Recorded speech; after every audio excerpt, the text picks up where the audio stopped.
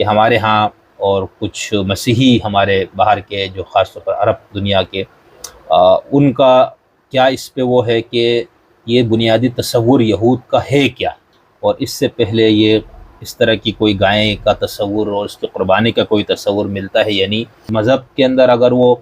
متن آپ کے پاس ہے، مذہبی ٹیکس ہے، کتاب یا کتابیں ہیں تو آپ وہاں سے لے کر آتے، ظاہر سی بات ہے یہ کہ اس حوالے سے مسیحیوں کا نقطہ نظر کیا ہے کہ اگر ایسی کسی گائے کا جانور کا ذکر عہد نامہ جدید میں ہے،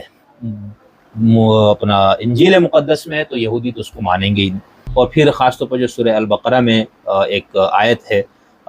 ایک نہیں 4-5 آیتیں ہیں، آیت نمبر 67 سے 73 تک، جس میں ذبح بقر کا ذکر ہے، یعنی ایک گائے کے ذبح کا ذکر ہے۔ کیا یہ قرآن کا اپنا ہی بیان ہے؟ یعنی اگر اس کا کسی سابقہ مصادر میں، جیسے باقی واقعات قرآن میں آپ